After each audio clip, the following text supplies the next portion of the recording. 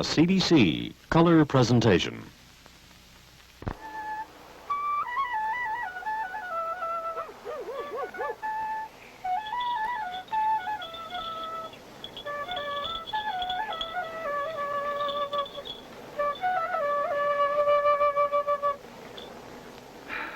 It's a good day today. It's a good day yesterday. It's going to be a good day tomorrow, too. Every day is a good day. Yeah. This is where we live here, for now. This is called Red Pheasant Reserve. It's 6 square miles, and 600 people live here. The treaty was made somewhere around 1875, when the Queen, Victoria, sent over her man to make the deal that this is what would be allotted for the people that once lived here. Now they have 6 square miles to live on. And we are allowed to live here too. This little one here is called Nihio Nipin. That means Cree Summer. That's our daughter, and this is Michiko Keheo. That means Red Eagle. That's my wife, Lily. And sometimes I'm called Don Franks, and sometimes Piwapski Puskwa Mustus, which means Iron Buffalo. And we come here to this reserve because we like it here, and this is where our friends are. You're going to meet some of them pretty soon. You're welcome here.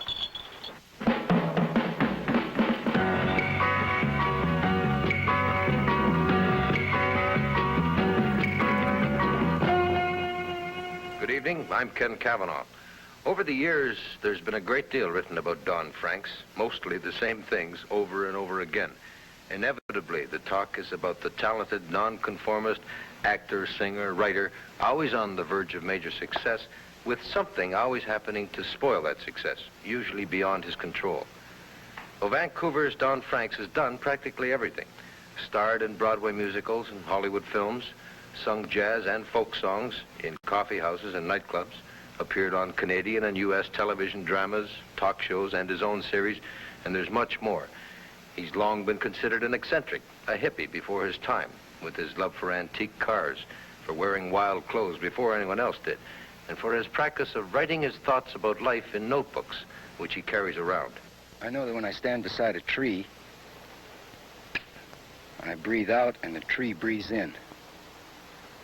And then it breathes out and then I breathe in.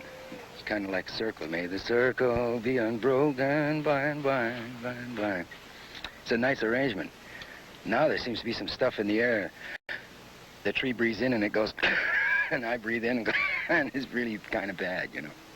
These days, Don Franks seems to have set aside his career for a time to get away from the city, to watch the sunrise, and to stay with his Indian friends. Director Colin Smith met Don and his family in Saskatchewan and traveled with them into the mountains of British Columbia in making tonight's film for Telescope.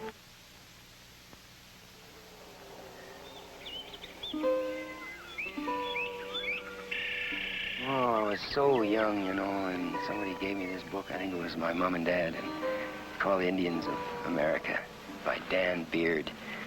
And it had all these little drawings, little detailed paintings, you know, and showed all the design and the ways of life of the Indian. I really liked that book. I still have that book. It's one of the few books that I've managed to keep. Because now, you know, we've gotten rid of most everything that we owned. So we just have very few things around now. Being born in Vancouver, there was always totem poles and canoes and Pauline Johnson, the song My Paddle Sings. And just used to make me feel good. And there was Chief Catsalano was around there, and there were reserves, you know, all around Vancouver area, out in Steveston when I used to work on the fishing boats, things like that. And I spent some time up in the Arctic at a place called Fort Good Hope in Inuvik. And there I had a chance to be with some Lushu people and some Slavey people, hear some Eskimo music, and watch the dance. People just make me feel good. They really do. Lived here for 20,000 years, give or take 10,000 years, and didn't change a thing.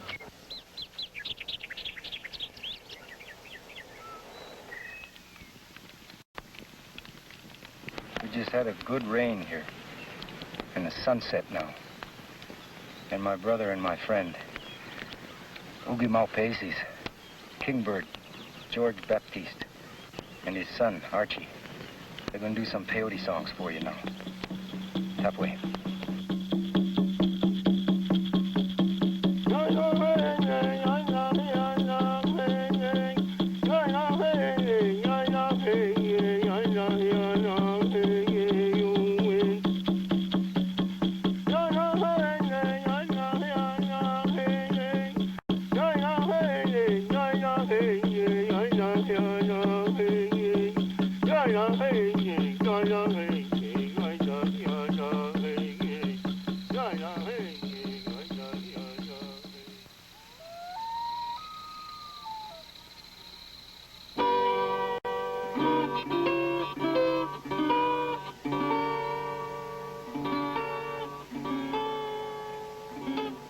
As long as they have this stuff called money around, there are going to be undoubtedly times when I'm going to have to find the ways and means to support myself unless I do it completely from the land. This is something I'll also take a good look at and find out whether this is possible.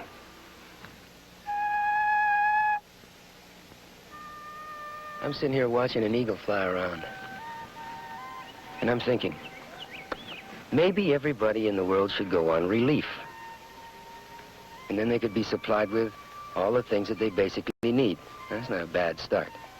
Maybe then that we would realize that all our needs are basically the same. You know, there's this thing called life, and almost everybody has it made miserable. And yet we all want to hang on to it. We hang on to it for grim death. I think we hang on to life because of the trees and because of the sky is blue and that eagle up there. I think we hang on sometimes because it just feels so good. You know, everything just fits. You hear the echo. You hear the birds. You hear the wind. It sure feels good here. Feels like everybody should be here. I think this is where everybody belongs anyway. In something like this. Feeling good. Maybe going for a swim sometime. Go and pick some Saskatoon berries to eat. These are flutes I like to make. They're made out of bamboo. And every flute plays a different song. Here's a bigger one, plays a different song again. Deep. Gentle.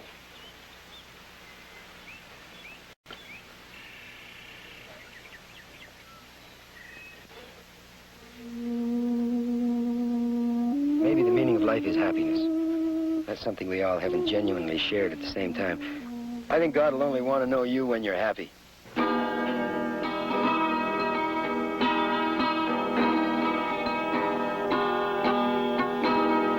Gonna leave this world that once was mine, now is thine, and it's fine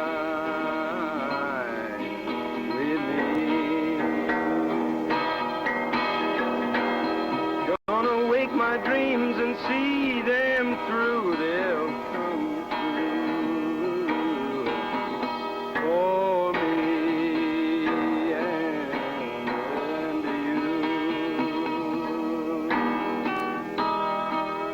Evergreens and river flowing by, oh, Betty, baby, come away with me and live a life of ease. We will see what's doing. Gonna wake my dreams and see them through, they'll come true for me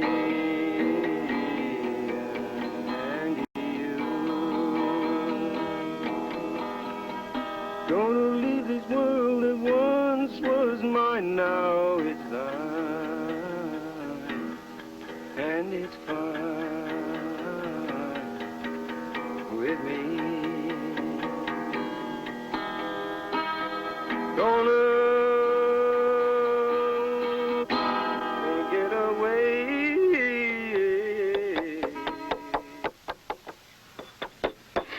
There's some new spruce teepee poles.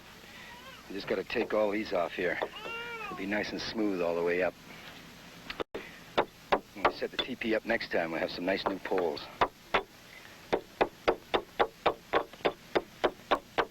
Because some people consider it living in the primitive way, I guess, eh? I don't know.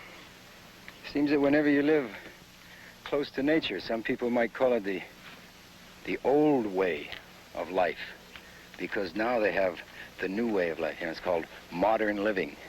Wall-to-wall plastic food, plastic people.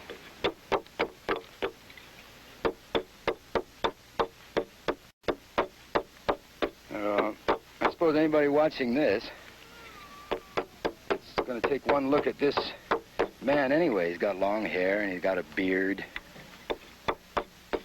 Probably wears funny clothes to cover his frame. A lot of people are involved at the present time with image anyway. You know, image is the way that you judge something. You take a look at it with your eyes. And if it's maybe something a little different or a little strange, then, well, maybe that's not quite right, you know. So there's going to be some people who are going to watch this right now and say, I don't know what he's trying to do or what he's saying anyhow. I don't really care because he's not like me, you know. I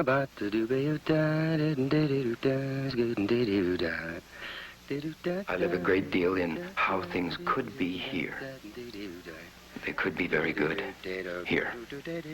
So it's because of my awareness of the is.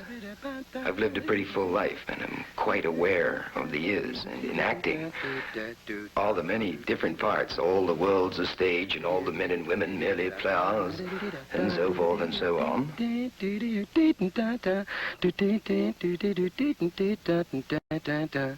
like somebody saying you're an idealist, Franks.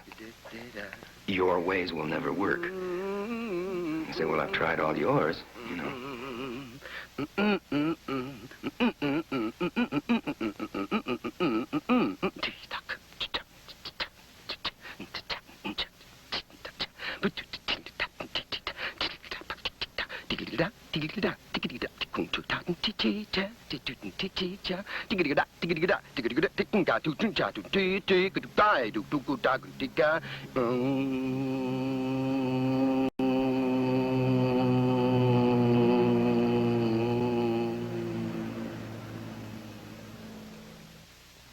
In 2 minutes, we'll return to Iron Buffalo, Red Eagle, and Cree Summer on the road in Western Canada.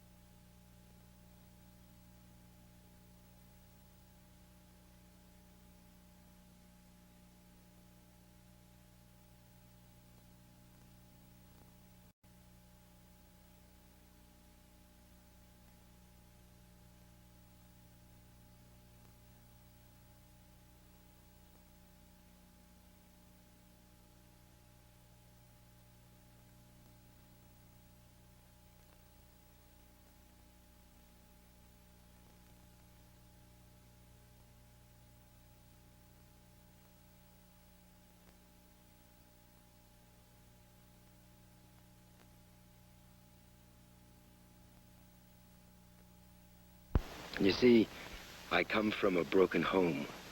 The earth. The doctor, you know, lifts you up by those heels. And whack. lets you have it right on that place. And you cry out.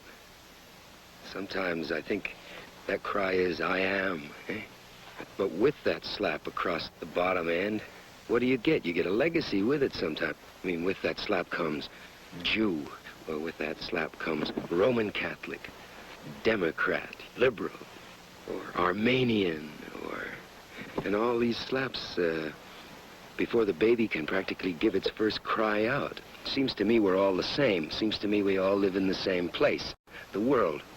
It's where we live. This is our home for a while. Whether there's any great hereafter, I know not. I don't know many people that do. I haven't seen any pictures of it. Nobody brought them back to me. But it sure is nice here. Love, love is all. And this is the way it's been for thousands of years. Oh, there's been a few changes, a few roads and things like that.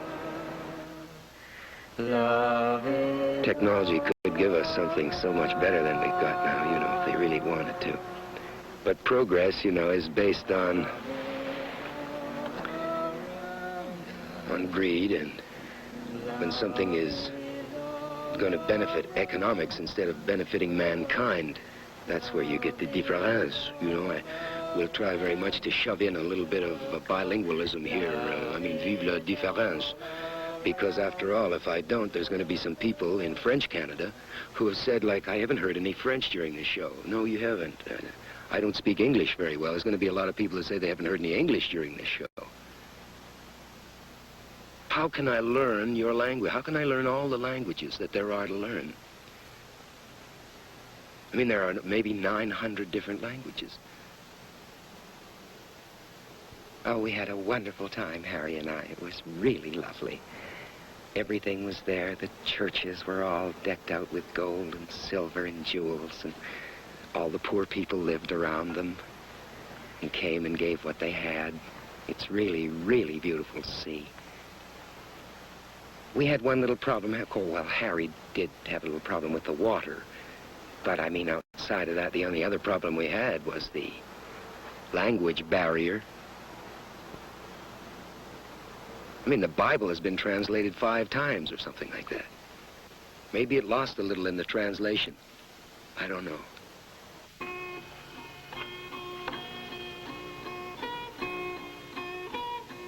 Well, as I was saying,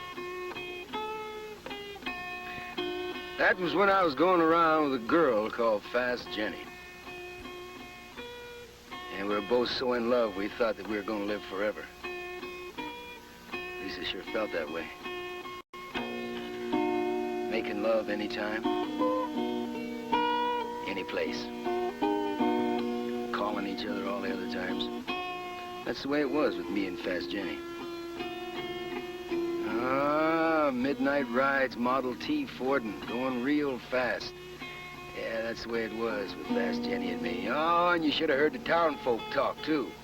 Should have heard the party lines and over the back fence about me and Fast Jenny. Well, then about late fall, when the leaves fell aground, a ne'er-do-well from Philly smoked into town in a boat-tailed Hudson Speedster and took Fast Jenny away before he could say, come back. Broke my heart. Some say he broke hers. She was last seen in cahoots with a defrocked priest running rum from Maine to Montreal. Long about that time, I met my wife at a rummage sale. She was a holy roller. Still is. Always will be. Tried to get me to be one. Well, one day she picked up her Bible to do missionary work in Swaziland. Hasn't been seen since. By anybody. But I was consoled by a widow woman whose husband had been dead and buried for these past 14 years and left her a small but prosperous lightning rod concern, a business I knew nothing about, as the summer was just about here, and you could drive down onto the main street and watch the people on Saturday night.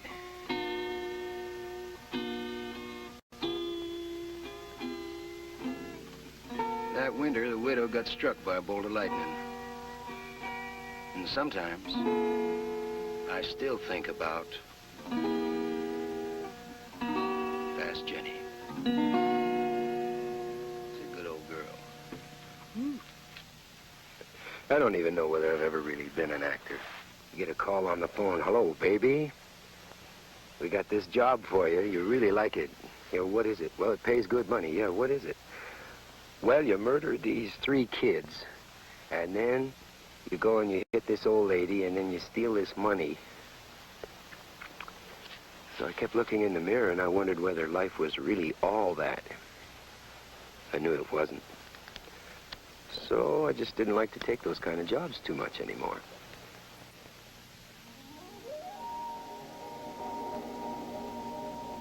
The dawning tells a dewdrop. A dewdrop tells a flower. A flower tells a raindrop. A raindrop tells a shower. A shower tells a rainbow. And what do rainbows do? They tell the sky to tell the star that makes your wish come true.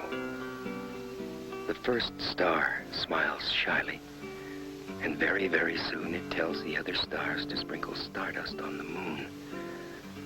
The moonbeams tell the shadow. A shadow shouts a word away on wings of wandering winds who whisper to a bird. The bird begins to sing its song and tells this world of mine. This whole wide world awakes and tells the sun to rise and shine. The sunshine shone upon my love so fair to see. My love awoke me with a kiss to tell that she loves me, to tell that she loves me. How then shall I tell my love? I'll tell it to the dawn. The dawning tells a dewdrop, and on, and on, and on, and on, and on. Life is but a one-way street. Life is but a one-way street, the name of which is bittersweet, and maybe we will meet along the way. I met Lily in Rainbow Valley, which was in beautiful downtown Burbank. We were making a picture called Finian's Rainbow at the time. We were dealing with subjects like necessity. There ought to be a law against necessity. And on that great come-and-get-it day, won't it be fun when worry is done and money is hay? That's the time things will come your way on that great come-and-get-it day.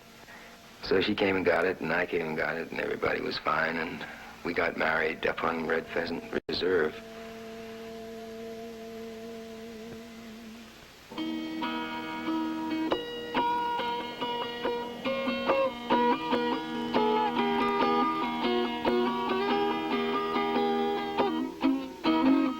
Yes, what about that thing called futility? What about that thing called patience, too? I mean, when does red become orange? You know what I mean? I mean, how patient can patience be? Maybe you've been waiting a while, you know, thousands of years, thousands and thousands of years for peace. Huh? Somebody say, hey, man, there's only one way to do it, man. It's just get some guns, you understand? I mean, the man don't know nothing else. I mean, if you're going to do something and we got to do it, then there's only one way to do it, because that's the only way the man knows what's happening, you understand? Jim, let's just get some of them big ones, some of them M5s and some of them V12s and all them other things, and we'd get some shots in, man, because we can make it and get this joint together. Somebody else says, they were born with these things on, you know, these blinders. Yeah. They don't know nothing else except what their mom and dad knows, that's all. And Dad, he don't know much. Mom, she don't know much.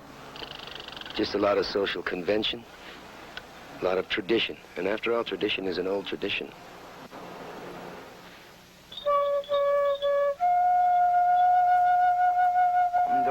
much about making any plans or about any future. I know I'd probably like to publish a few books, and I'd like to make a few flutes. I'd like to carve a few things, sing some songs with my wife and all my millions of kids in the world. Sure got a lot of kids. Go to sleep, Creed. We'll break again, but return to preview next week's Telescope about a living legend from the Saskatchewan prairies.